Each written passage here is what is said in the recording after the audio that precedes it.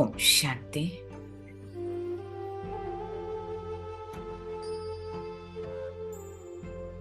हम बाबा के बहुत प्यारे बच्चे, जिससे बाबा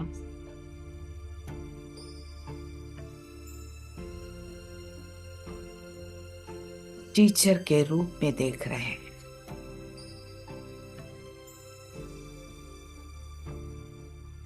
बाबा अपने समान हम बच्चों को देख रहे हैं। तो बाबा हम बच्चों को परफेक्ट टीचर बनाने के लिए इस धरा पर अवतरित हो गए।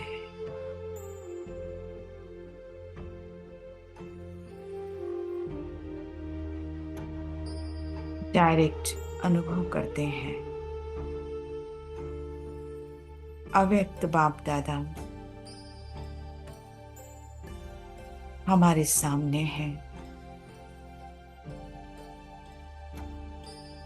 पावरफुल दृष्टि दे रहे हैं।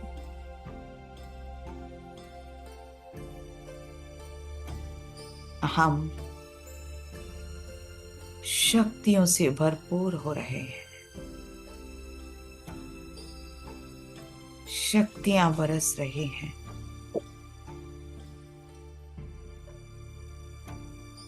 हमारी बुद्धि डिवाइन हो रही है और हम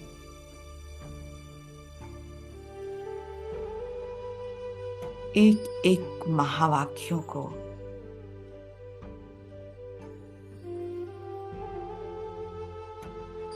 आत्मसात कर पा रहे हैं। उनके गुह्य राजों को हम समझ पा रहे हैं।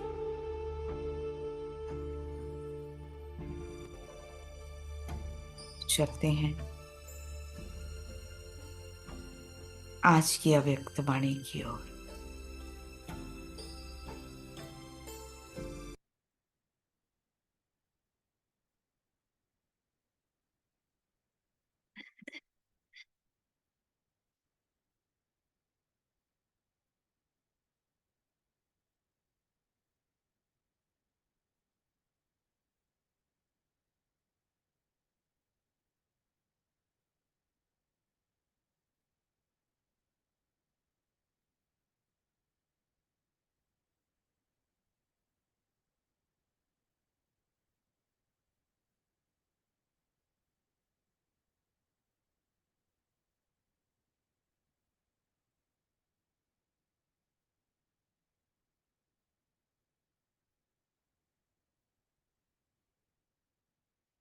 तो हमने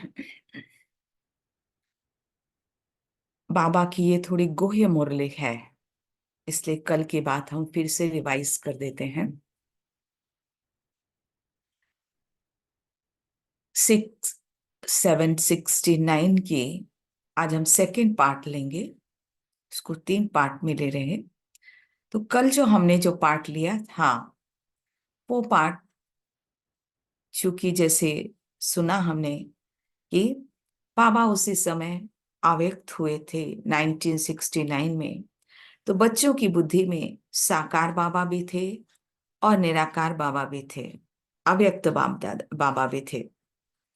तो बाबा ने कहा कि मान लो कोई आपके यहाँ नया आता है और उसको आपने सीधे परम धाम ले गए और सीधे सूक्ष्म वतन में ले गए और अव्यक्त बाप दादा ये उसको सुनाने लगे, तो उसको तो समझ ही नहीं आएगा कि ये क्या सुना रहे हैं।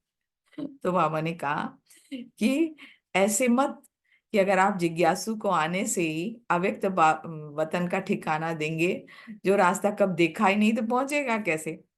भाई सारा जो जिज्ञासु हैं, जो हमारे भाई बहन जो नए आते हैं, वो क्या, वो तो अब उनको तो पता नहीं ना कि ये वतन क्या है, सूक्ष्म वतन क्या है, और ये कौन आता है इनको सुनाने। तो वो तो साकार में ही उनको समझ में आता है, जैसे भाई, क्योंकि दृष्टि तो सबकी अभी 2 आंखों वाली है ना, तीसरी तो है नहीं। वो समझ भी नहीं सकता कोई कि ऐसे कोई अव्यक्त रूप में बिना शरीर के, लाइट के शरीर में रह सकता है। तो इसीलिए बाबा ने कहा कि जो भी आता है तो उसको पहले साकार के बारे में बताओ, क्योंकि जब तक साकार के बारे में नहीं बताओगे तो उसको समझ में नहीं आएगा। इसीलिए खास बाबा ने कहा कि इस संस्था का जो फाउंडर है, फाउंडर कौन है? ब्रह्मा बाबा। तो ब्रह्मा बाबा साकार के बारे में बताओ कि स्वयं निराकार परमात्मा साकार ब्रह्मा के तन में आकर हमको ज्ञान सुनाता है, और वही आदि पिता है जिसको कि शास्त्रों में ब्रह्मा के रूप में लिखा गया है। और अब वह अव्यक्त हो गया है, और अभी वो अव्यक्त वतन में, सूक्ष्म तन में है। तो सूक्ष्म तन में अब जो है बाबा आते हैं तो दादी के तन में आते हैं। तो इस तरह से क्लियर बताना है, नहीं तो हम शुरू से उनको बता दें कि बस यहाँ बैठो और बस अव्यक्त बाप दादा उससे मिल लो, तो उसको समझ में ही नहीं आएगा कि जो बैठा है, दादी बैठी है, उससे मिले कि किससे मिले। इसलिए बाबा हमको बहुत स्पष्ट बतलाते हैं कि कोई भी नए को ऐसे नहीं बिठा देना, उसको समझाओ पहले कि वास्तव में ये कौन है। तो इसीलिए बाबा sorry for disturbance aunty, I think PDF अभी खुला नहीं है मुरली का। अच्छा अभी नहीं सिर्फ है? फाइल एक्सप्लोरर स्क्रीन दिख रहा है। अच्छा अच्छा, नहीं खुला है? हाँ। तो मैं क्या फिर से बंद करके खोलूं क्या? नहीं, एक बार पीडीएफ ओपन कर लीजिए। तो मेरा तो खुला हुआ है यहाँ सामने। अच्छा, तो मैंने आप अनशेयर करके एक बार शेयर कर लीजिए दीदी। अच्छा, मैंने ना शायद वो उसके शुरू में नहीं खोला था जब जूम ज्वाइन किया था। ओके। तो ये तो है, देखो यहाँ पे। नहीं, शेयर कर लीजिए, फुल स्क्रीन शेयर कर दीजिए। अच्छा, फुल स्क्रीन कर लूँ शेयर, ऐसा? हाँ, अभी ठीक है। आ गया? हाँ। मुझे तो समझ में नहीं आ रहा था। चलो अच्छा है, अभी तो शुरू नहीं किया था हमने एक्चुअल वाणी।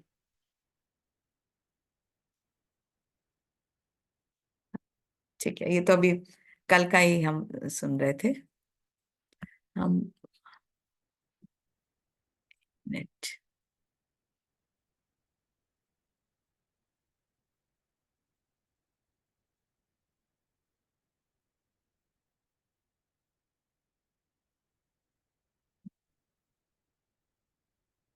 ठीक है। तो हमने ये सुना था, और हमने और भी कुछ बातें सुनी थी। तो छोटा सा ही है वैसे, लेकिन थोड़ा कॉम्प्लिकेटेड है, इसलिए हमने उसको रिपीट किया। फिर उसके बाद बाबा ने जो कहा कि तुम्हें युक्ति युक्त बोलना चाहिए, ऐसे नहीं बोल देना चाहिए, है ना, कि बस अव्यक्त बाप दादा के बारे में बता दिया, साकार के बारे में जरूर बताओ। फिर बाबा ने एक बहुत इंपॉर्टेंट बात कही, संगम युग की बात कही, क्योंकि जो संगम युग है वो सारी सृष्टि में बहुत महत्वपूर्ण है। तो ब्रह्मा बाबा जो संपूर्ण बने, अव्यक्त बने, कब बने? ना सतयुग में, ना त्रेता में, ना द्वापर में, ना कलयुग में। वो आत्मा तो पहले भी थे, लेकिन संगम के समय पर ही वो व्यक्त से अव्यक्त बने। तो तुमको भी इस समय ही बनना है। इसीलिए कहा कि संगम की बलिहारी है, सृष्टि का ठिकाना संगम पर है। तो सारे कल्प में चक्कर लगा के आए, लेकिन अभी संगम की बलिहारी है। तो बाबा ने कहा कि जिसने आपको यहां पहुंचाया, आप अपने ठिकाने को भूल जाएंगे तो फिर क्या होगा? तो इसीलिए इस समय का बहुत महत्वपूर्ण है। पहले तो क्या बतलाना है लोगों को? साकार बाबा के बारे में बतलाना है। दूसरा क्या बतलाना है लोगों को? संगम के बारे में बतलाना है। तो जब ये ठिकाना बताओगे तो फिर धीरे धीरे लोगों को धारणा होगी, अंतर्मुखी हो जाएंगे। फिर बाबा ने एक बहुत इंपॉर्टेंट हमको होमवर्क दिया, कि बाबा कहते हैं कि तुम्हारी जो जन्म पत्री है वो तुमको बाबा को लिख कर देना है। क्योंकि किसी को भी, अगर डॉक्टर को मान लो, कोई पेशेंट अपना पूरा हिस्ट्री नहीं बतलाता, कुछ छिपा देता है। छिपा देने से क्या होता है कि भाई डॉक्टर देखेगा, लेकिन कुछ ऐसी चीजें होती हैं अगर वो नहीं बताता है तो डॉक्टर भी थोड़ा इग्नोर कर देता है, तो फिर उसको नुकसान किसको होता है? पेशेंट को ही नुकसान होता है। तो इसी प्रकार बाबा ने कहा कि सुप्रीम सर्जन कौन है? शिव बाबा। तो सुप्रीम सर्जन को आप अपना जो भी आपको याद है, आपकी जन्म पत्री है, वो बाबा को लिखकर जरूर दो। सच्चाई और सफाई, तो दोनों में क्या अंतर है? क्या अंतर है, कोई बताएगा? सच्चाई सफाई में, सच्चाई सफाई में कोई अंतर है कि दोनों एक ही है?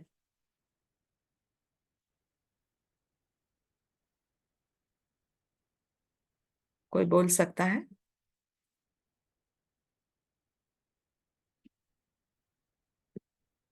ओम शांति दीदी। हाँ। सच्चाई ये है कि हम अपने सत्य स्वरूप को देखे और उस सत्य स्वरूप के गुणों को और धारणा को हमेशा धारण करे। सच्चा मतलब यही हमको लग रहा है सच्चाई। और दूसरा क्या था दीदी? सफाई। भाई, दो दो तो वही शब्द के हैं सामने। अपने संकल्पों में सफाई रखे, शुद्धता रखे, जिससे नेगेटिव बातें हमारे अंदर ना आए। फिजिकली जो नीटनेस होना चाहिए वो भी उसके साथ साथ अंदर का भी नीटनेस होना चाहिए। हाँ, दोनों में बहुत सटल कहें कि लगभग अंतर है। मतलब सफाई मतलब पूरी सफाई, पूरा A to Z पूरा। तो जैसे होता ना कि भाई हम तो बहुत सच्चे हैं, लेकिन जब गहरे से अंदर झांकते ही नहीं हैं, तो वो जो सूक्ष्म जो होता है ना, डॉट डॉट, वो सब पड़ा रहता है। तो इसीलिए सच्चाई और उसके अंदर की और डीप कहते हैं फाइनल। हमने सच्चाई तो बता दिया, लेकिन कुछ चीजें हल्की सी चीज छिपा देते हैं। तो इसीलिए मतलब सफाई मतलब पूरी सफाई करना है। सच्चे तो आप हो, लेकिन कुछ चीजें आप सोचते हो अरे ये छोटी बातें क्या बताना किसी को, ये तो बहुत छोटी सी चीज है। लेकिन नहीं, छोटी सी भी जो डिफेक्ट है वो बताना है, वो लिखना है, उसको इग्नोर नहीं करना है। हम्म? तो इसीलिए अब उसकी गहराई में जाकर लिखना है। उसको नहीं कि बाबा को क्या बताएं, बाबा तो सब जानते हैं, ये छोटी सी बात क्यों बताएं, बड़ी बात लिख देते हैं। नहीं, ऐसा नहीं। छोटी छोटी जो हमारे अंदर जो जन्म पत्री हमको याद है, वो हमको लिखना है। अब देखो, अब क्योंकि इससे संबंध रखती है आगे की मुरली, तो बाबा क्यों कर आए हैं? तो अव्यक्त वतन से बाप दादा बच्चों की सर्विस करने और साफ बनाने के लिए आए हैं। हम सच्चे तो हैं, तभी तो बाबा को हमने पहचाना है, लेकिन अब पूरी तरह से बाबा साफ करने के लिए आए हैं। तो बाप सेवा करते हैं। आप सब बच्चों का शुरू से लेकर अंत तक बाप सेवक है, सेवा करने के लिए सदैव तैयार है। तो बाबा क्यों आता है? क्योंकि हम सच्चे बच्चे हैं, बाबा हमको बहुत चाहता है। तो बाबा कहता है मुझे फखुर रहता है कि मेरे बच्चे सिरमौर हैं, आंख के सितारे हैं। तो इसीलिए तो बाबा प्यार करता है ना कि मेरे बच्चे परफेक्ट बन जाए, बिल्कुल साफ हो जाएं, सच्चे हैं, साफ भी हो जाएं, पूरी तरह से वो साफ करने के लिए आता है। तो जिनों के लिए स्वर्ग स्थापन हो रहा है, हमारे लिए हो रहा है। तो उस स्वर्ग के वासी बनाने के लिए तैयार कर रहे हैं। जो समझते हैं हम लक्ष्मी नारायण बनेंगे, इतना लक्ष्य पकड़कर फिर भी गफलत करते रहते, तो इसलिए बाप दादा फिर भी सेवा करने आए। हम्म, तो हमारा लक्ष्य तो बहुत ऊंचा है ना, क्या है? लक्ष्मी नारायण बनना। लेकिन फिर हम क्या करते हैं? फिर भी हम गलती करते हैं। तो बाबा इसलिए फिर भी सेवा करने आए हैं, बिल्कुल साफ करें। अब दो बातें बहुत इंपॉर्टेंट है। बाबा ने पहली बात कही, अंतमति सो गति। जो बाबा के आज के डायरेक्शन है, हम सबको परफेक्ट टीचर भी बनना है। तो बाबा हमको किस दृष्टि से देख रहे हैं कि देखो, अब तुम्हें परफेक्ट टीचर बनना है, क्योंकि अंत समय जो याद रहेगा वही तुम लेकर जाओगे। तो तुम टीचर्स का यह हाल होगा तो बाकी सबका क्या हाल हो जाएगा? समय नहीं है, समय बहुत नजदीक आने वाला है। आप शेरनी शक्तियों को भुजाएं तैयार करनी है। तो जैसे हम दूसरों को ज्ञान सुनाएंगे, दूसरों को समझाएंगे, वैसे ही हमारे साथी भी होंगे। और जब हमारे साथी जैसे होंगे, अगर हमारे साथी मजबूत हैं तो हम दुश्मन पर विजय प्राप्त कर लेंगे। तो बाबा ने कहा अगर अपने में फेथ नहीं, विश्वास नहीं है कि हम पावरफुल हैं, शक्ति हैं, बाप दादा का पूरा परिचय नहीं, तो ना शक्ति सेना बन सकेंगे, ना शक्ति पने के अलंकार आएंगे। तो अपने ऊपर भी विश्वास रखना बहुत जरूरी है कि हम किसकी शक्ति हैं, शिव की शक्ति हैं, सर्वशक्तिमान की शक्ति हैं। अगर विश्वास होगा, वैसे भी साइकोलॉजी में कहा जाता है, अगर आपको 100% किसी चीज पर विश्वास हो तो वो चीज होकर रहती है। जैसे कहते ना, एक बार एक ये अंदर लेकिन डाउट रहता है, हम कहते जरूर है ऊपर से विश्वास है विश्वास है, फिर लेकिन डाउट आ जाता है कि भगवान तो निराकार है, हाँ वो कैसे आके मदद करेगा, किसी साकार की मदद लेना चाहिए।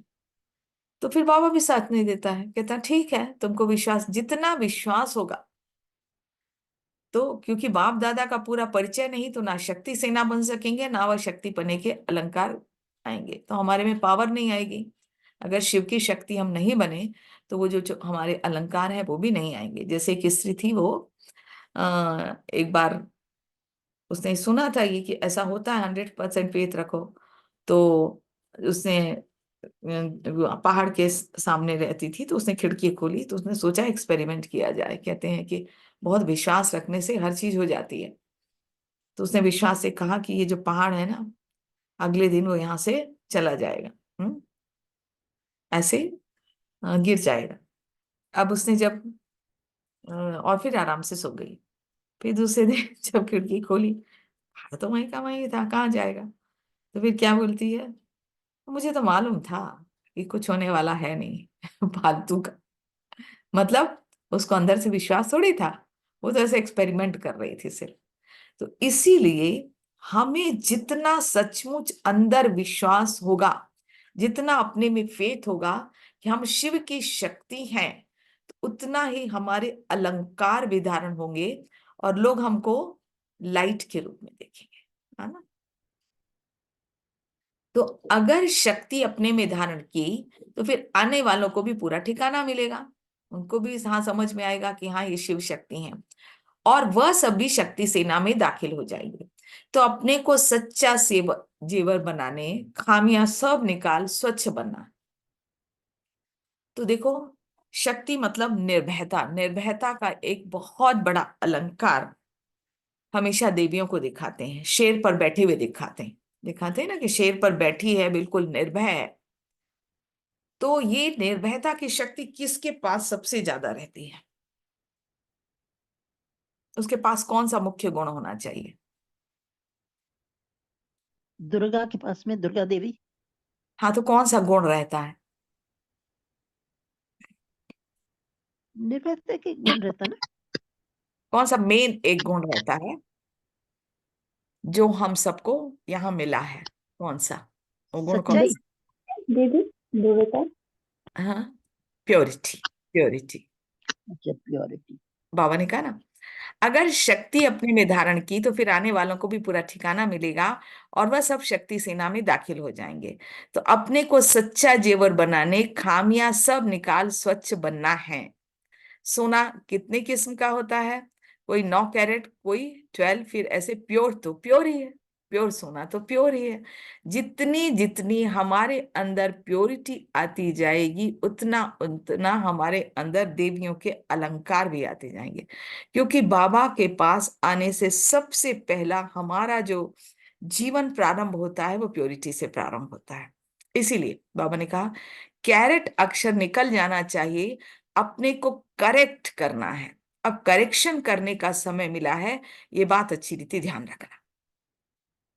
तो अब ये नहीं कैरेट 9 कैरेट के हैं, 12 कैरेट के हैं, हम तो पूरे पूरे कितने कैरेट होते हैं? 24 कैरेट ना। तो पूरे हम बाबा के बच्चे, मतलब परफेक्ट प्योर। क्योंकि हमें जो पावर मिल रही है वो किससे मिल रही है? शिव से मिल रही है। तो इसीलिए बाबा ने कहा पहली बात हमें ध्यान रखनी, अंतमति सुगति। तो अर्थात हमारी अंत का समय बहुत नजदीक आ रहा है, और अगर हम शक्तियों ने अभी अपने अलंकार धारण नहीं किए तो हमें भी वो मिलने वाला नहीं है, पद मिलने वाला नहीं है, क्योंकि हमारे जो संबंध संपर्क में आने वाले हैं वो भी पावरफुल नहीं बनेंगे। इसीलिए अभी से बहुत पावरफुल बनना है, जिससे हमारे संबंध संपर्क में आने वाले जितने लोग हैं वो भी हम्म, हमारी इस शक्ति सेना में शामिल हो जाएं। तो पहली बात ये।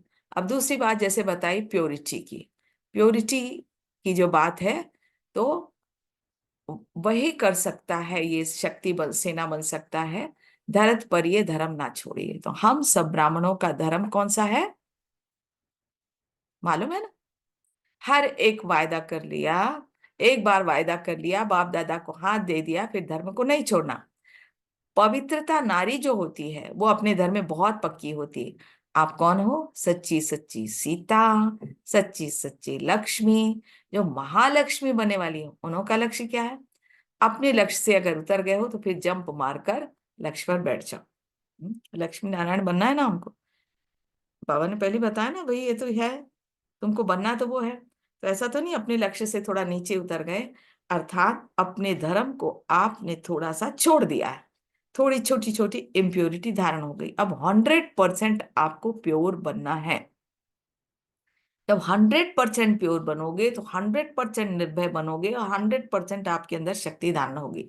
देखो, एक बहुत सुंदर सा उदाहरण सुना था कि जब ब्रह्मा बाबा थे तो ब्रह्मा बाबा के पास बहुत सारे बच्चे मिलने गए, और उनमें एडल्ट्स भी थे, बड़े भी थे, बड़े लोग भी थे। तो क्या हुआ कि बाबा ने कहा बच्चों से कि बच्चे, ये डिब्बा है, इसमें ना चॉकलेट है, चॉकलेट खोलो इसको। तो बच्चों ने फटाफट खोला, बच्चों को तो चॉकलेट चाहिए होता है। लेकिन जैसे ही चॉकलेट के लिए खोला तो उसमें से एक सांप उछलकर बाहर आ गया। तो क्या हुआ कि जितने जो बड़े बड़े थे ना उस रूम में, एडल्ट्स थे, वो सारे के सारे भाग गए। और जो छोटे बच्चे थे, वो छोटे बच्चे जो बहुत छोटे थे, वो तो सांप के पीछे दौड़ने लगे, पूंछी पकड़ने लगे उसकी। जो बहुत छोटे थे, जितने छोटे थे उतने भागने लगे, और जितने बड़े थे वो उतने उतने दूर जाने लगे। तो फिर ऐसा क्यों था? बच्चों में क्या था? कौन सी बात? इनोसेंस था। इनोसेंट था, और वो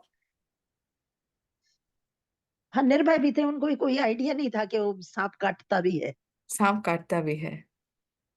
बच्चे इनोसेंट मतलब कि जैसे कहते हैं ना, बहुत प्योर भी होते हैं, बहुत प्योर होते हैं, क्योंकि उनको किचड़ा नहीं रहता है। हम जैसे जैसे बड़े होते जाते हैं तो किचड़ा होते जाता है, सांप का अनुभव होता जाता है। मतलब जितने भी जो, देखो कितने छोटे बच्चे, आप देखो कि क्या होता है, जो वहां कीड़े मकोड़े सबको अपने मुंह में डाल देते हैं। वो डालते रहते हैं, उनको तो बचाना पड़ता है, क्योंकि उनको किसी चीज से डर नहीं लगता, कुछ नहीं लगता है। वो कहते हैं ना, बाबा बच्चे की महात्मा होते हैं। जितने जितने देखो जंगल में भी जो प्योरिटी के कारण ही जो महात्मा होते हैं, वो उनके जो जानवरों के आसपास उनके घूमते रहते हैं, लेकिन उनको कभी डर नहीं लगता है। तो ऐसे जो बच्चे हैं वो निर्भय इसलिए रहते हैं क्योंकि उनको दुनिया का ज्ञान नहीं रहता है। और हम बच्चे ये ज्ञान ले ले लेके, मतलब दुनिया का किचड़ा ले लेके हमारे अंदर बहुत सारे डर बढ़ते जाते हैं। तो इसी प्रकार कहते हैं कि बाबा हमेशा क्या कहते हैं, आप साकार मुरली में भी सुन रहे होंगे कुछ दिनों से। बाबा कहते हैं मुख्य है याद की यात्रा।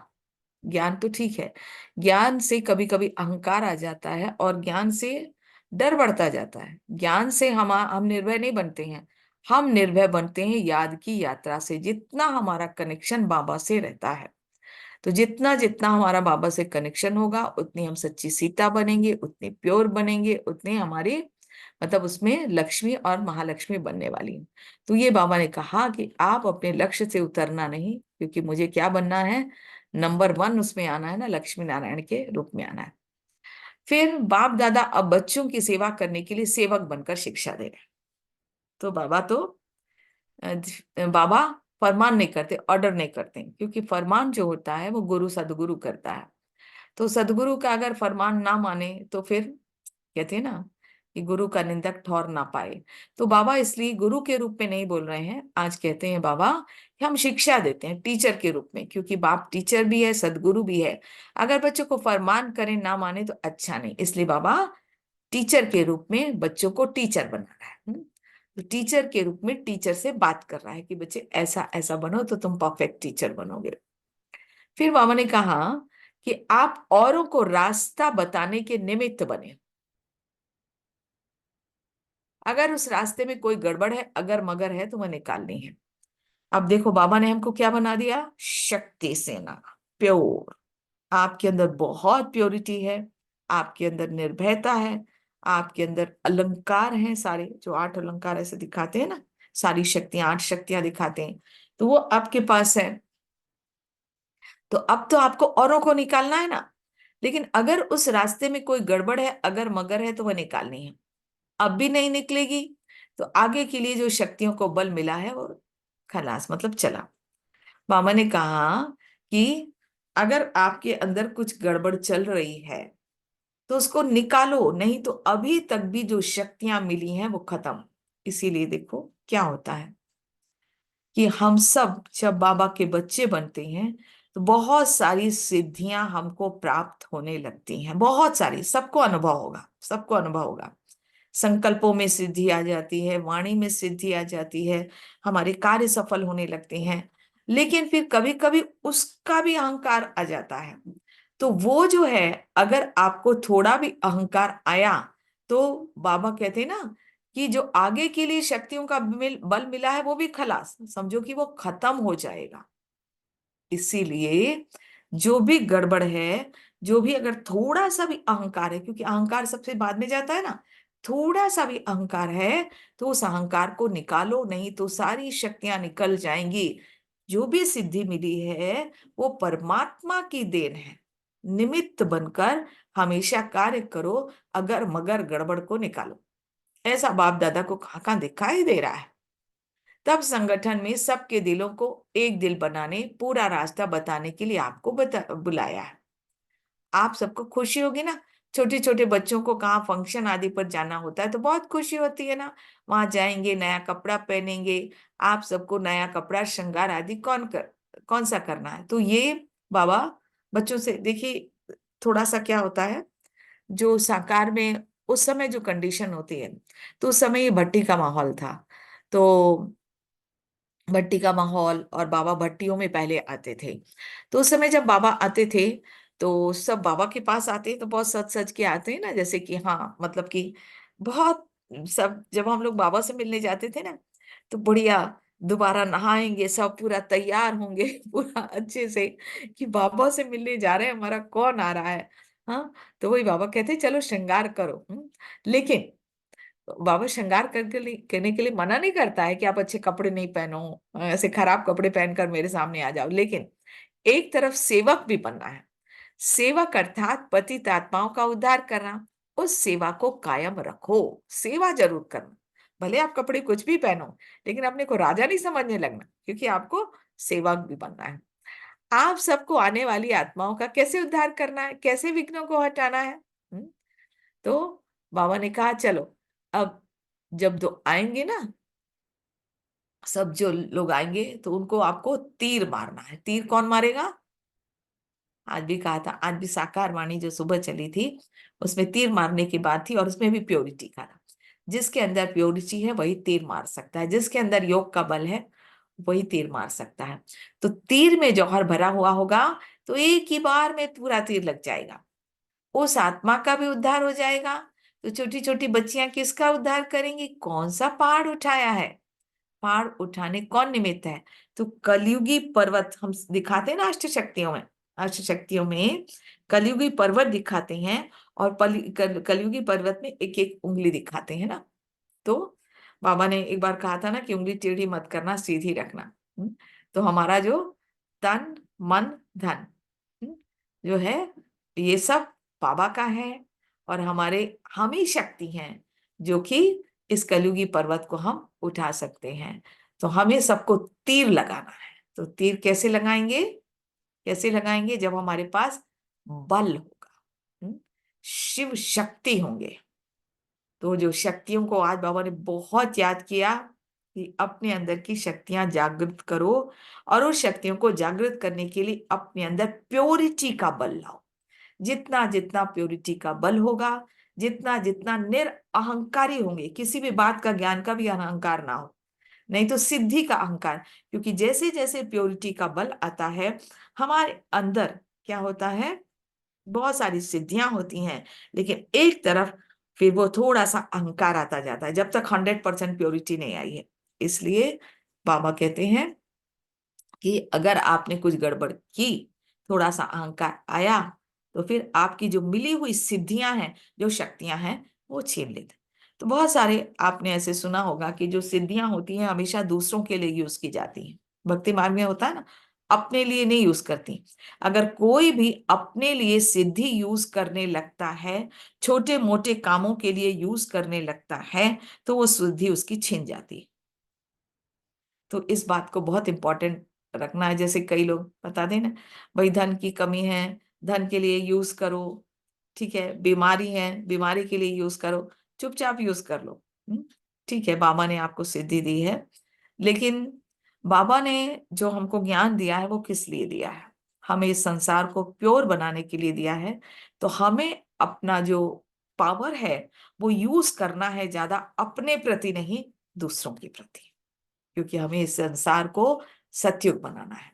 इसीलिए बाबा ने कहा कि आ, कि पहाड़ भी तब उठा सकते हो जब इतना बल है। तो इन बातों की रोशनी देने के लिए बाप को आना पड़ता है।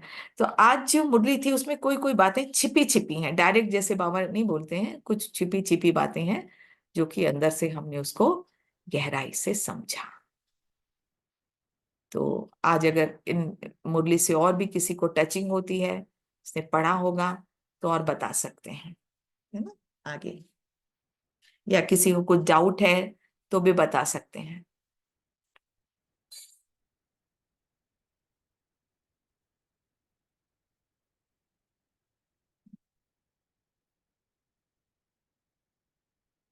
या आज की मुरली से कोई प्रेरणा आ रही हो वो भी बता सकते हैं कि हमें क्या करना है।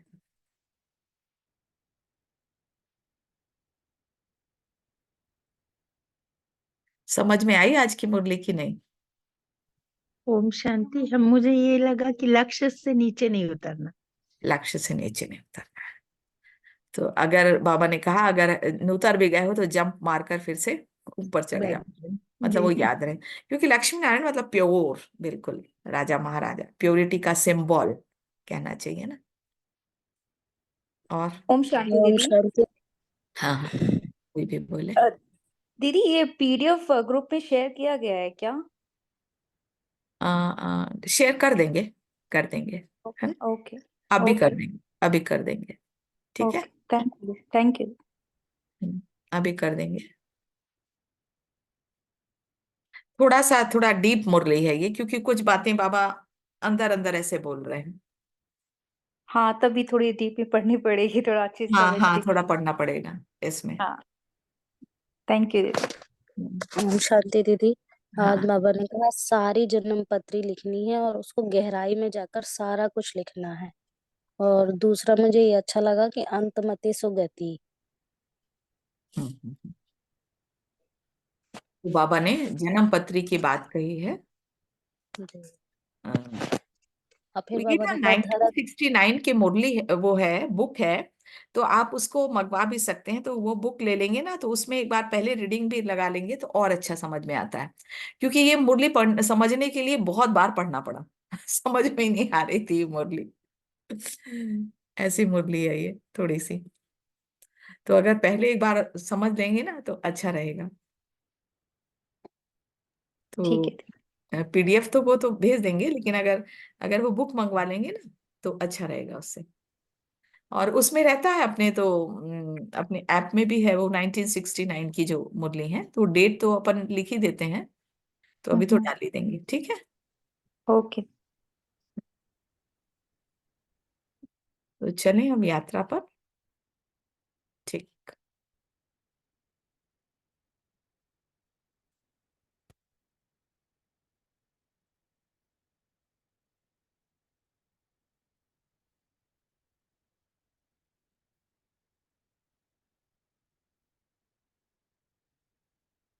अब ये दिख रहा है कि नहीं दिख रहा, पता नहीं।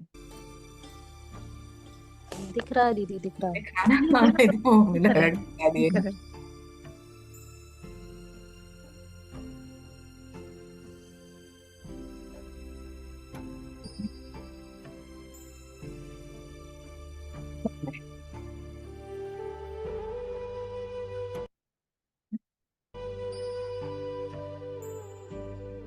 ओम शांति।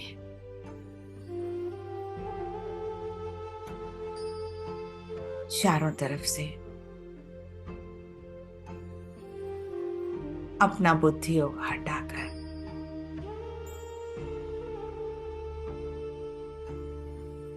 स्वयं की ओर ले आते हैं।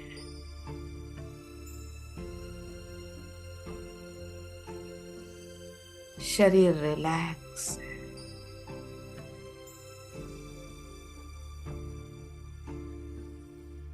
गहरी श्वासें लेते हैं।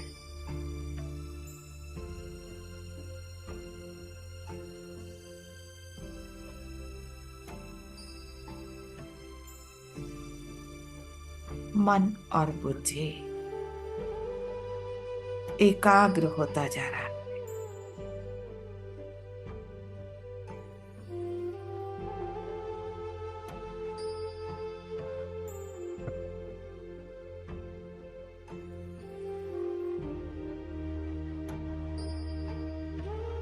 अब मैं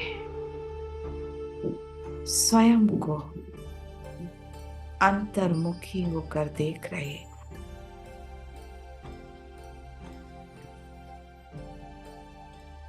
सच्चाई और सफाई से मैं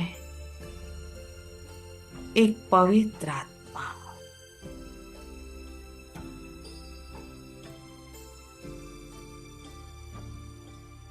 मेरा मूल स्वधर्म पवित्रता है।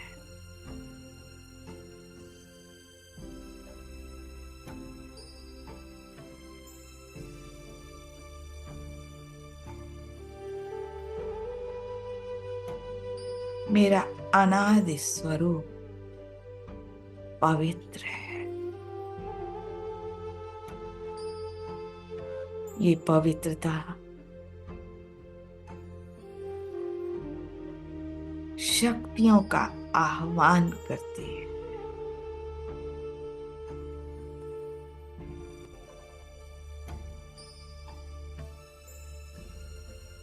मेरे अंदर आंतरिक शक्तियां जागृत हो रही।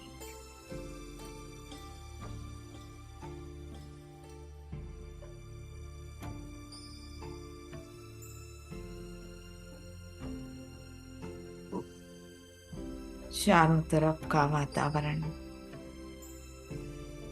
शक्तिशाली होता जा रहा है।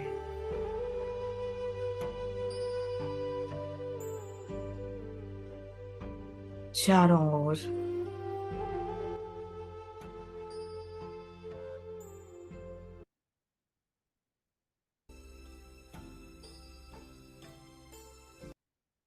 एक कवच है।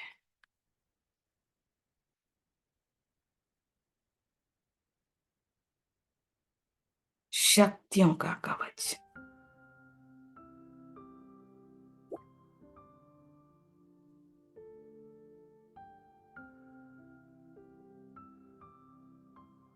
मैं शिव की शक्ति हूं।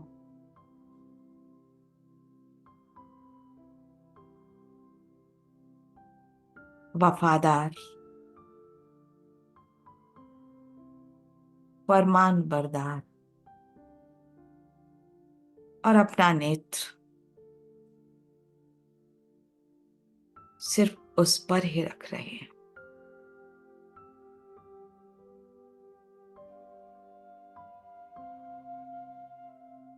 पांच तत्वों के पार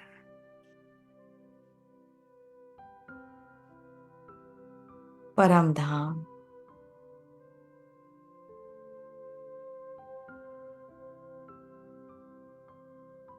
मैं उस सुप्रीम एनर्जी शिव बाबा के सामने पहुंच जाते हैं।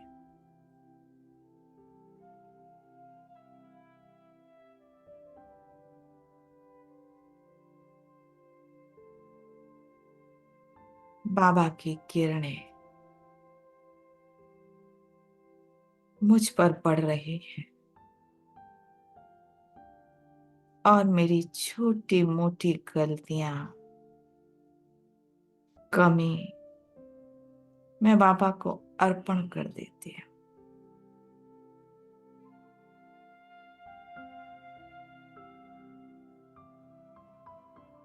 बाबा मेरी सच्चाई और सफाई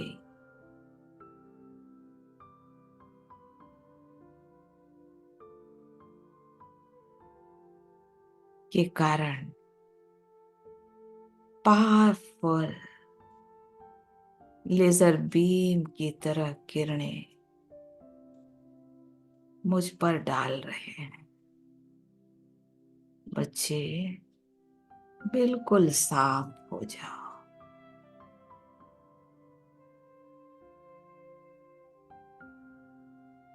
कोई बात नहीं, तुमने सच्चे दिल से मुझे बताया।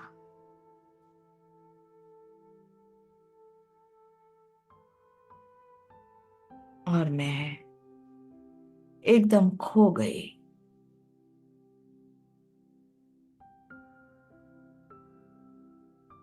सूक्ष्म कमी जल गई।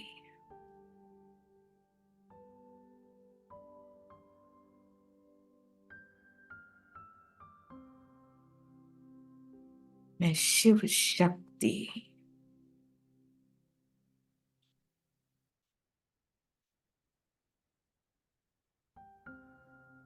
अति पावरफुल हूं।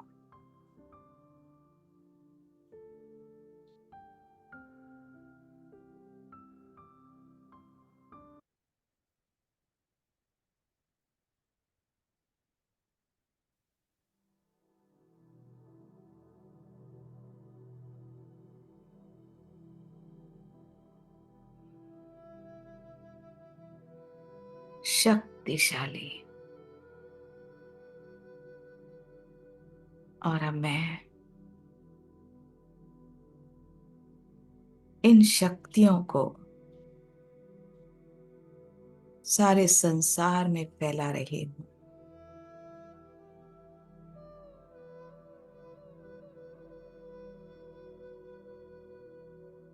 सूक्ष्म में, जिससे स्थूल में भी आत्माएं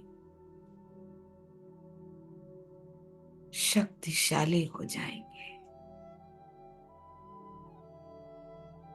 हर आत्मा पर मैं सर्च लाइट जैसे शक्तियां डाल रही हैं।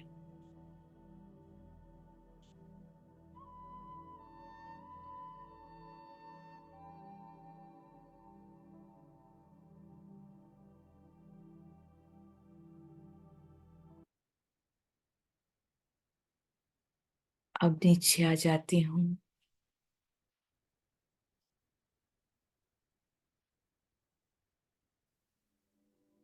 अपने शक्ति स्वरूप को साकार रूप में अनुभव करूंगी। जो भी मेरे सामने आएगा,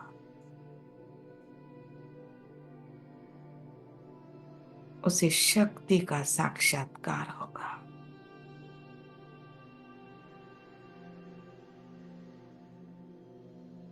और उसके अंदर भी संपूर्ण पवित्रता धारण हो जाएगी।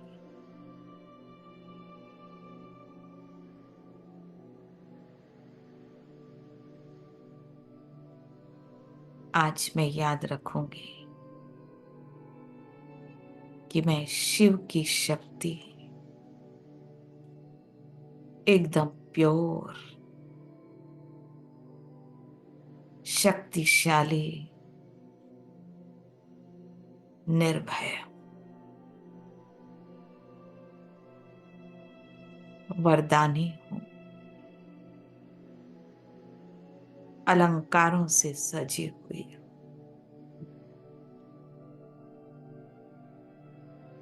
मेरी प्रेजेंस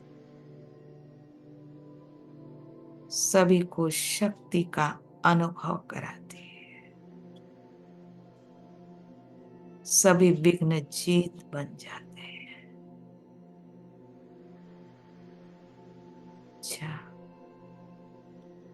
ओम शांति शांति शांति।